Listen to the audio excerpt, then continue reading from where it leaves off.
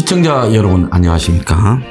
유한세포의 요리교실입니다. 얼마 전 진주 세무서 화장실에 그 소변 보는 변기 위에 가끔 좋은 말들을 이렇게 붙여 놓는 거 있지 않습니까? 거기에 사람의 팔자는 순식간에 바뀌지 않는다. 시간과 노력을 들여 차근차근 앞으로 나가야 된다. 차근차근 나아가는 것이 늦은 것 같지만 사실은 최고로 빠른 길이다. 이런 글이 붙어 있었어요. 좋지는 않지만 상식적인 이야기다라고 할 수 있는데 이게 천공이라는 무슨 도사? 스님? 저는 스님이라 부르기도 싫습니다. 천공이라는 점쟁이? 역술가라 합시다.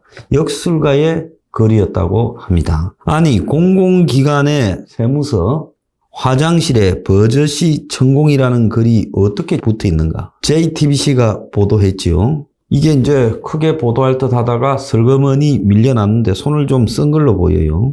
같은 관내인 함양에 이어 하동에도 이 천공의 글들이 있었다는 겁니다. 그래서 하동군청하고도 이 사람이 관계가 있었고 경남 진주 세무서 화장실에 소변을 보다가 관공서에 천공의 글귀가 있는 걸 보고 두 눈을 의심했다. 제보를 했던 것 같아요. 지난 2월 달 붙였다고 합니다. 진주 세무서는 내부 확인 중이라고 했고 그 다음에 이야기가 없어요. 그래서 전국에 지자체 한 10여 개에 이 사람이 상당히 유착돼 있다라는 이야기도 나왔다고 합니다. 그래서 하동이 토지라는 소설을 썼던 박경리 선생의 고향인데 자, 그 하동 문학촌을 곳곳에 이 사람의 사진이 걸려 있다는 거예요. 그래서 가만히 보면 이 사람이 도대체 뭐라고 이런 데도 글을 올리냐. 그래서 이 사람이 진짜 유명해진 거는 과거에 대선 후보 경선 때 윤이 이 손바닥에 왕자를 들고 와서 이렇게 보였어요. 카메라에도 노출됐죠. 참 유례없는 일이었습니다. 자, 그래서 그걸 갖다가 누구 작품이냐라고 하다가 천공이 등장을 했죠. 그래서 이 사람이 윤을 만났고 가끔 조언을 해준다라고도 이야기를 했습니다. 심지어 자기가 조선 최보식 인터뷰에서 윤석열의 멘토냐니까 열흘에 한 번쯤 만난다. 정리를 잘 하고 있고 내가 다듬어 주고 있다. 지도자 공부시키고 있다. 이렇게 이야기를 했다고 합니다. 자, 그래서 대선 후보 경선 토론회에서 왕자가 나왔고 또 YTN이 천공하고 인터뷰를 공개했는데 용산을 어떻게 활용해야 되는가? 용산에 문화의 메카 공원을 세워 문화기지를 만들어야 된다. 이런 이야기도 했고 심지어 용산에 용이 와야 된다. 용이 그냥 오면 쓸모가 없고 여의주를 들고 와야 된다. 여의주는 법이다. 용은 상상의 동물이 아니라 최고의 사람이 됐을 때 용이라고 한다. 그러니까 대통령이 용산으로 가야 된다라는 이야기를 한 것이죠. 자, 자기가 용산 이전에 대해서 오래전부터 말했지 윤한테 그런 걸 사주한 건 아니다면서 윤이 옮긴 거는 잘 옮겼다라고 이야기를 했습니다. 그래서 이 사람 외에도 무정인이 건진인이 있지만은 이 사람이 윤과 최고의 관계가 있다. 그 사이에 김건희가 있는 것 아니냐라는 한간의 이야기들이 파다합니다. 자, 이 사람은 정체가 어려서 고생을 했고 그래서 고아처럼 버려졌다가 나중에 고생하다가 돌을 닦았고 나중에 신들과 대화를 하고 곡기를 끊고 죽으려고 하다가 깨우침을 얻었다. 이렇게 말하면서 유튜브의 정법시대라는 것을 하고 있어요. 그래서 2억 3천만 회가 넘는다는데 이걸 자랑하고 있어요. 황 대표 유튜브 이것저것 합치면 전부 5억이 넘습니다. 황 대표 반도 안 됩니다. 근데 강의의 지식 수준은 평범한 청년층 수준이고 이웃과 잘 지내라는 동네 아저씨가 시류에 따라 하는 시사상식 정도를 넋두리로 늘어놓고 있다. 자기 개발 인생 가르침, 사람의 인성에 대해서 하나만한 이야기를 하고 있고 인생에 불평불만하지 마라. 본인이 잘못된 상황은 자기 책임이 없는지 봐라. 이런 소리를 하고 있고 그래도 이런 사람도 주변에 따르는 사람이 꽤 있다고들 이야기를 합니다. 자, 이 사람이요. 한미 정상회담 성과와 영부인의 외교라는 것도 정법시대에서 언급을 했는데 지금은 영부인의 역할이 엄청나게 중요할 때다 라고 하면서 영부인이 적극적으로 움직여야 된다.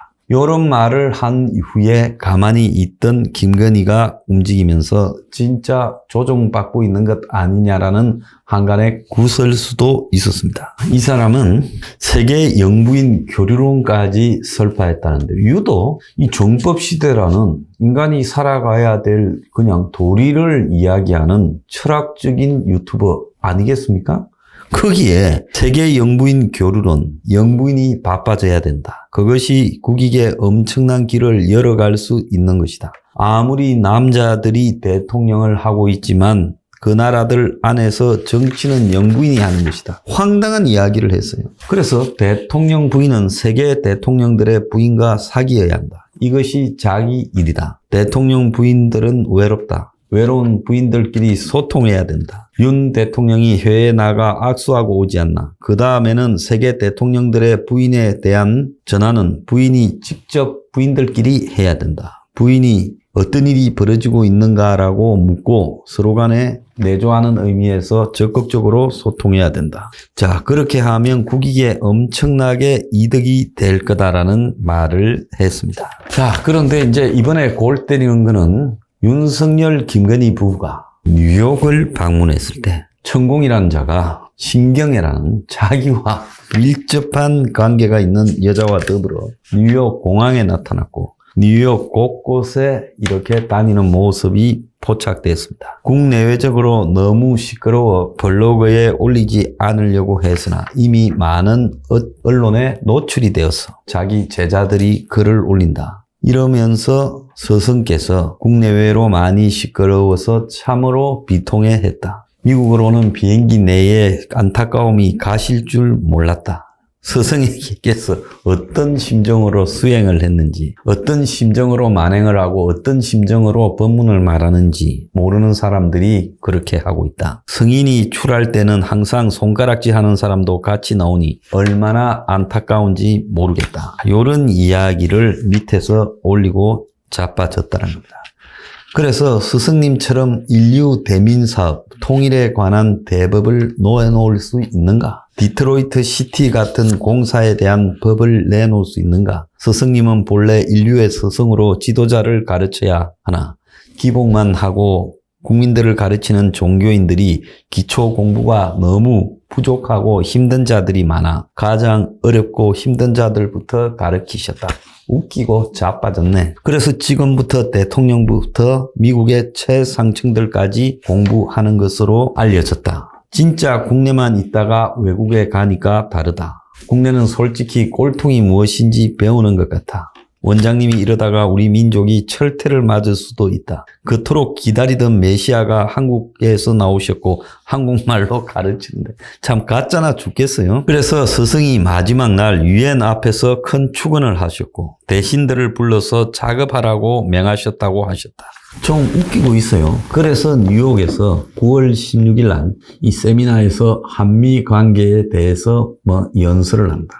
언제부터 한국의 도사라는 역술인들이 해외에 나가가지고 이런 짓거리를 합니까? 애초에 진정한 도를 닦은 사람들이라면 이런 세속 더러운 정치에 나와가지고 거기에 관여하고 바람잡고 이러는 것부터가 솔직히 돈이라든지 다른 목적이 있어서 그러는 거 아니겠습니까? 저는 사이비 종교나 이런 도사를 자처하는 사람들 중에 철학적인 경지라도 일정하게 옳은 사람을 하나도 보지를 못했습니다.